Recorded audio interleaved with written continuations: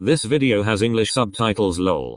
Noman es un camello moped en Iftaya Sim Sim, la versión kuwaití del programa. Durante la invasión de Kuwait en 1990 por la Guardia Republicana de Saddam Hussein, el disfraz fue robado y hasta agosto de 2009 no se ha recuperado. Esto quiere decir que este moped es un prisionero de guerra. 15 de agosto de 2022, hace poco más de un año me enteré de la existencia de un moped prisionero de guerra. Pero lo que más me destacó es que Kuwait tuviera su propia versión de Plaza Sésamo en lugar de que simplemente hicieran un doblaje. Y entonces descubrí algo que me rompió por un segundo. Así como Iftaya Sim Sim es la versión de Kuwait, Plaza Sésamo es solamente la versión latinoamericana de Sesame Street. Siempre asumí que Plaza Sésamo era el mismo programa, pero doblado al español. Y no, Plaza Sésamo es su propio programa. Y luego me sorprendió más que no solamente ya dejaron de hacer episodios de Plaza Sésamo, sino que ahora son considerados Lost Media. Ahora, si vieron mi comentario de enero, sabrán que un programa infantil y un programa familiar no son lo mismo. Uno familiar considera que adultos lo van a ver también, y los infantiles son solamente para niños. Plaza Sésamo es un programa infantil, pero es uno de los más famosos, es uno que siempre pensé que estaría ahí. Y la idea de que terminara y que además desapareciera me fue increíble. Decidí ponerme a buscar e investigar lo que pude, encontrando algo de material bizarro, y comprendí la interesante historia de cómo inició la versión latina del programa y cómo eventualmente desapareció de la faz de la Tierra.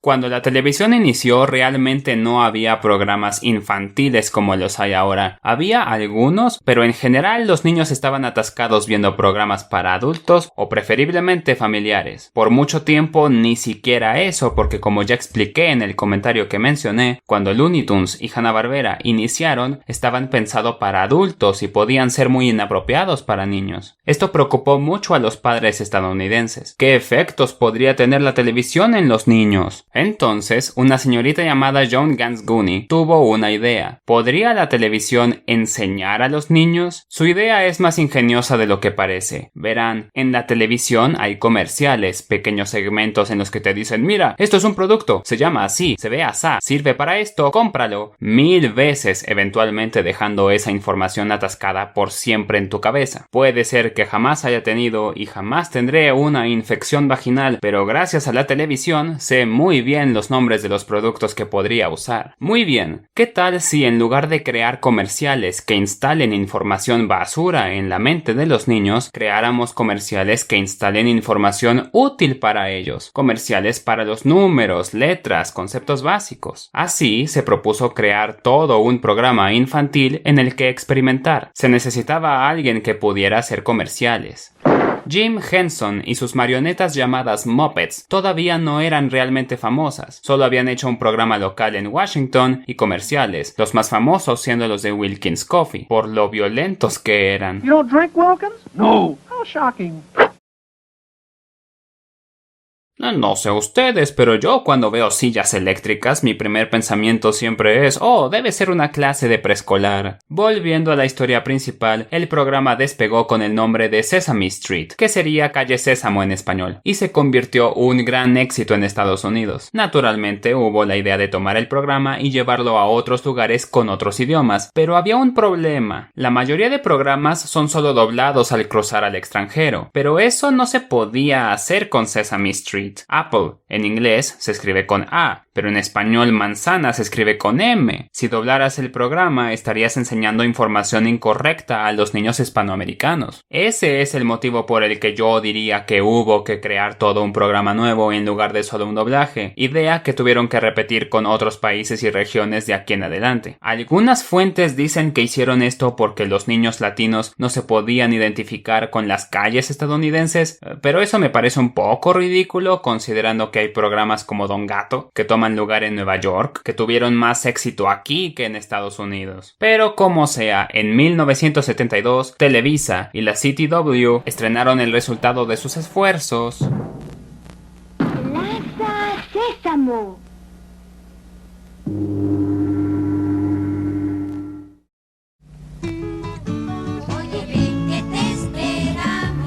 Está perdida. muy perdida. Se dice que en el terremoto de 1985 que sucedió en la Ciudad de México, se destruyeron todos los masters de todos los episodios. No estoy seguro de eso, pero sí sé que está muy perdida. Solo hay un grupo pequeño de clips y un triste solitario episodio. Una era del programa que llegó a tener casi 200 episodios reducidos solo a uno. Es como ver el último Dodo. Pero ¿qué hay de lo que sí tenemos? Bien, Plaza Sésamo es Sesame Street, pero latinoamericano. Énfasis en esa última palabra. Las versiones posteriores son más mexicanas que latinas. Esta primera versión tiene actores de múltiples países y utiliza un lenguaje neutral. Por eso los personajes no dicen sándwich como diríamos en México, dicen emparedado. Es todo lo que necesitas para un emparedado de huevo. Junta todo eso y tendrás un emparedado de huevo. El set que crearon me parece que es el mejor de la historia del programa. Parece una calle latina real. Muchos de los sets posteriores se ven muy falsos. Ahora, los Muppets que vemos en el set... Bueno, al menos no nos fue tan mal como a Brasil. Para Plaza Sésamo lo único que fue doblado fueron algunos de los segmentos que llamo comerciales, principalmente los de números, y los segmentos hechos por separado por Jim Henson. Es por eso que los personajes de estos, como el Come Galletas, son conocidos en todo Latinoamérica, mientras que los que salían junto a los humanos no. Reemplazando a Big Bird tenemos a Abelardo, originalmente un ave que fue cambiando hasta que se convirtió en un dragón. Sé que me he estado burlando de su diseño, pero realmente es una mejora de cómo era en sus inicios. Mira, mi amor, ahí va nuestro buen amigo, el pájaro cocaíno. Y reemplazando a Oscar está Paco, un pájaro feo del que solamente hay un clip. ¡Estás escandalizando junto a mi ventana! La falta de video hace que realmente no pueda tener una opinión, pero lo poco que se puede ver parece que ellos y el programa en general fueron una adaptación muy fiel, permitiendo que los niños de Latinoamérica gozaran de los beneficios de Sesame Street con un toque de sus culturas. Pero alguien debió pensar que no era lo suficientemente bueno porque después de 11 años decidieron que el programa debía cambiar drásticamente.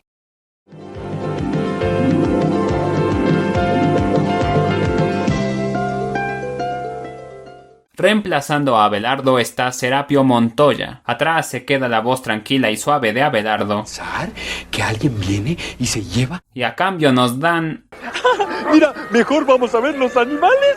Honestamente, al inicio Montoya es un cambio brusco. Pasamos de un niño gigante a un gigantesco pájaro tonto. Algo que supuse solo hicieron para copiarle a la versión original de Big Bird.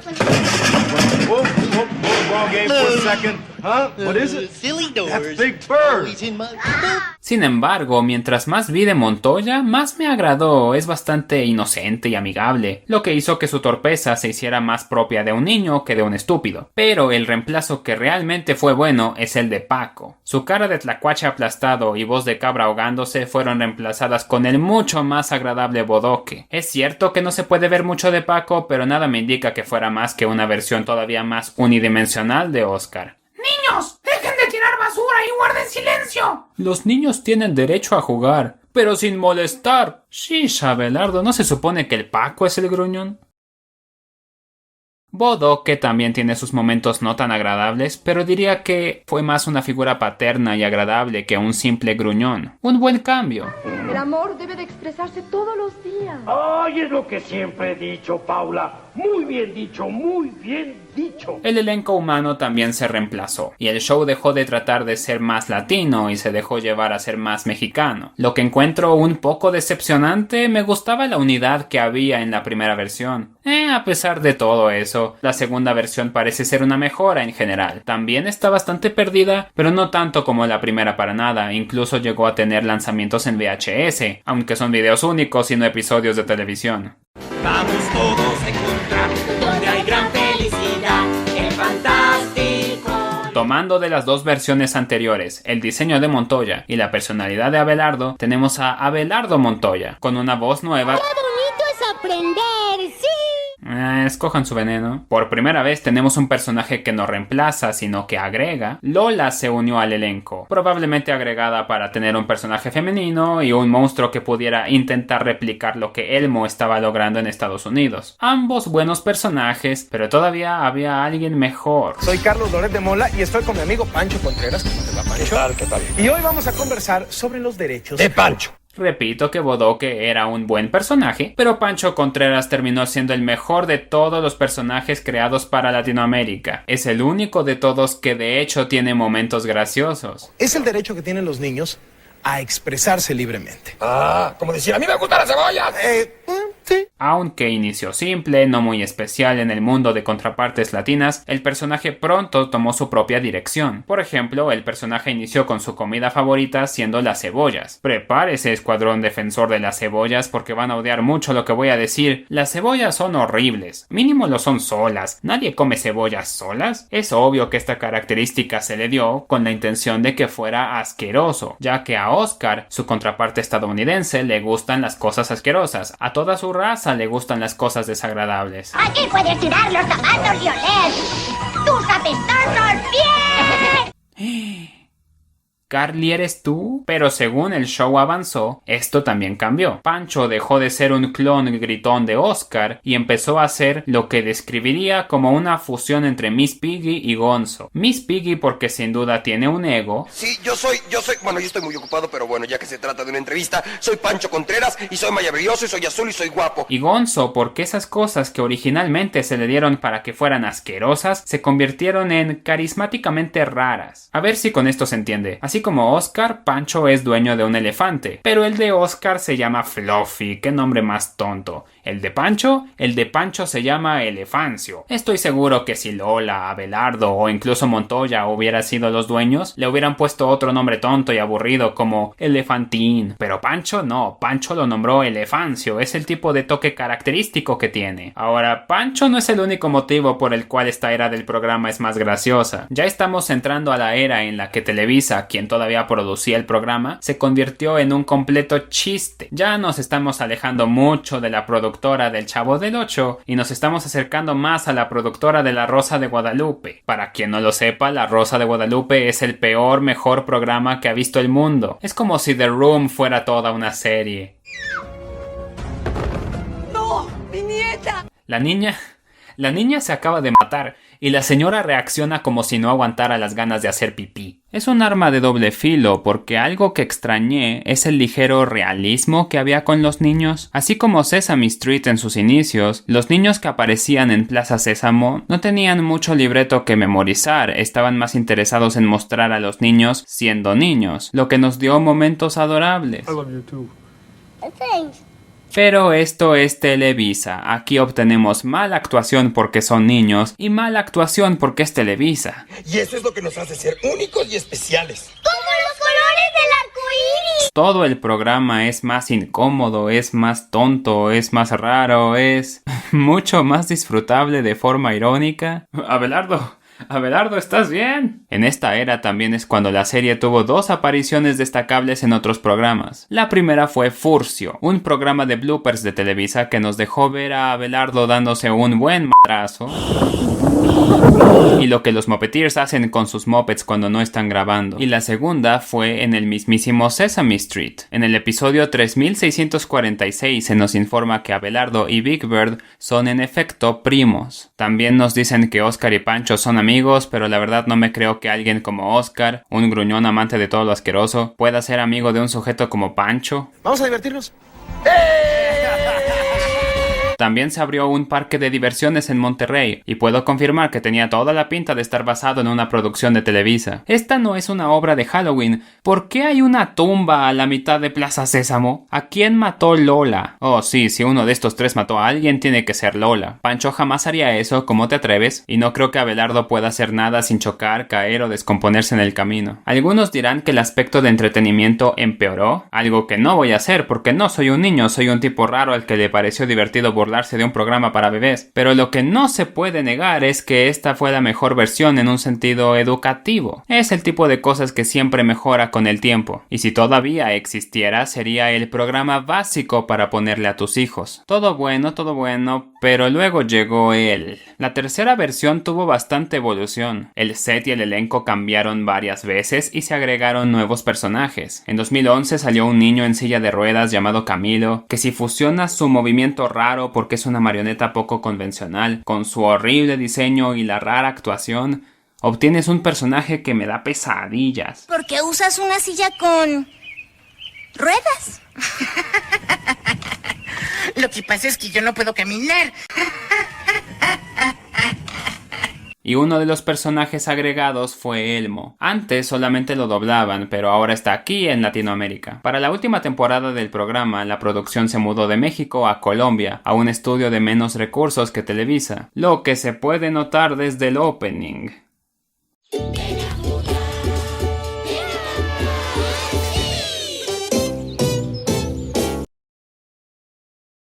Esto es...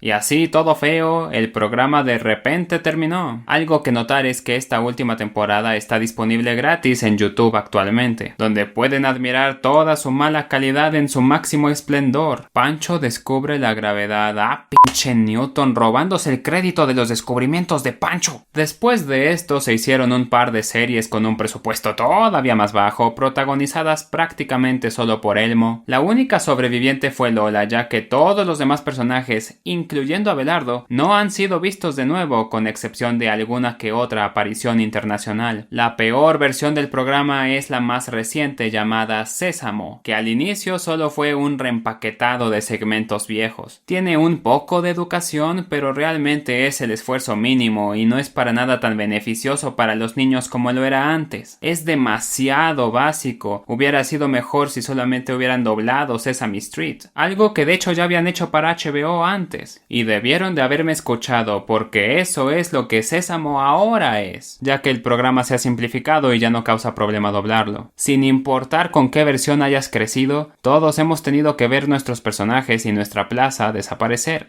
Y aunque solamente sean marionetas, terminé mi proyecto con un sentimiento de final triste. Oh, pero no se preocupen, dice Sesame Workshop. Aquí en Sesame Street los vamos a hacer sentir como en casa. Aquí también hablamos español. ¡Great job, Elmo! ¡Qué buen hecho!